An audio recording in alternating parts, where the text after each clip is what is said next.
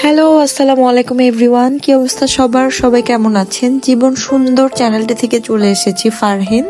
আজকে আমাদের খাগড়াছড়িতে ডে 1। একটু আগে আমরা মিউজিক্যাল পিলো খেলা শেষ করে দেন এখন চলে এসেছি বাহিরে বারবিকিউ করার জন্য। এই তো আমাদের ছোটখাটো বারবিকিউয়ের আয়োজন। আমরা একে একে সবগুলো চিকেন এখানে দিয়ে দিচ্ছি। যারা এখানে ছিলাম সবাই মোটামুটি কাজে ব্যস্ত ছিলাম। কেউ হচ্ছে লাইটিং নিয়ে ব্যস্ত, কেউ ভিডিও করাতে ব্যস্ত, কেউ কয়লা নেড়ে দিচ্ছে, কেউ হচ্ছে কয়লা জ্বালিয়ে রাখার জন্য ফ্যান চালাচ্ছে। তো মোটামুটি সবাই আমরা কাজ করছিলাম। আর এই তো আমার ভাগ্নি আদ্রিতা আর আমি হচ্ছে চিকেনগুলো দিয়ে দিচ্ছিলাম। তো ইতিমধ্যে যারা আমার ভিডিওটি দেখতে পাচ্ছেন একটু লাইক কমেন্ট শেয়ার করে দিবেন, চ্যানেলটি সাবস্ক্রাইব করে দিবেন। তো আজকে এই আনন্দক্ষণ পরিবেশে কিছু কথা না বলে পারছি না। মার্চের 18 তারিখ থেকে আজকে হচ্ছে ডিসেম্বর। তো এই 9 মাস আম্মু খাগড়াছড়িতেই ছিল। আম্মু অ্যাকচুয়ালি ঢাকা চলে যাবে আর এই শেষ সময়ে আমি আমার শ্বশুর বাড়ির কিছু রিলেটিভ নিয়ে খাগড়াছড়ি ঘুরতে বেড়াতে এসেছি। সবাই মূলত মজা করার উদ্দেশ্যে এখানে এসেছি এবং চেষ্টা করছি।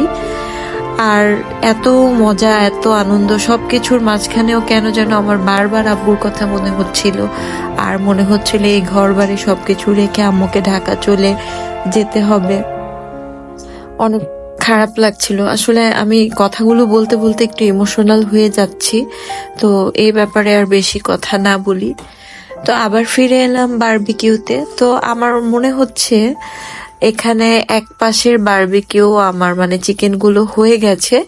এখন উপর থেকে আমি একটু অয়েল ব্রাশ করে দিব। কিন্তু সবচেয়ে মজার ব্যাপার হচ্ছে আমাদের কাছে কোনো ব্রাশ ছিল না যে আমরা অয়েল ব্রাশ করে দিব।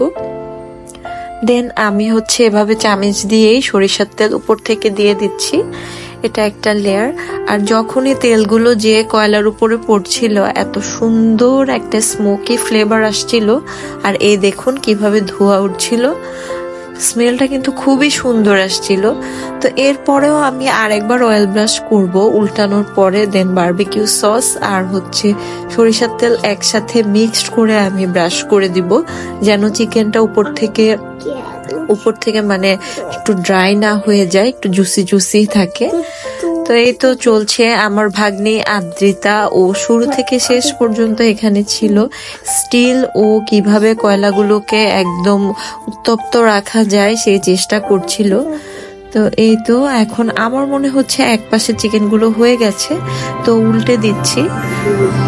তো এগুলো উল্টে উল্টে আপনার সাথে আরো কিছু কথা শেয়ার করি। সেটা হচ্ছে যে আজকে ডে 1 তো আমাদের এভাবে কেটে গিয়েছে, যেহেতু আমরা অনেকটা পথ জার্নি করে এসেছি এবং আজকে সারাদিন সবাই একটু টায়ার্ড ছিলাম। তো বাড়িতেই আমাদের আজকের অ্যাক্টিভিটিস গুলো হয়েছে, মিউজিক্যাল পিলো প্লাস বারবিকিউ।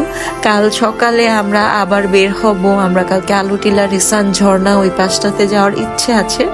দোয়া করবেন সবাই যেন আমাদের ঘোরাটা একদম শান্তিপূর্ণ হয়, সবাই সুস্থ থাকে, যেহেতু সাথে বাচ্চা কাচ্চা আসছে।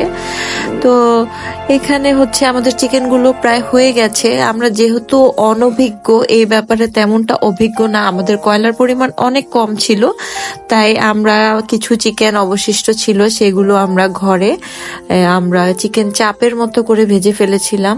তো আজকের জন্য এতটুকু। ভালো থাকবে।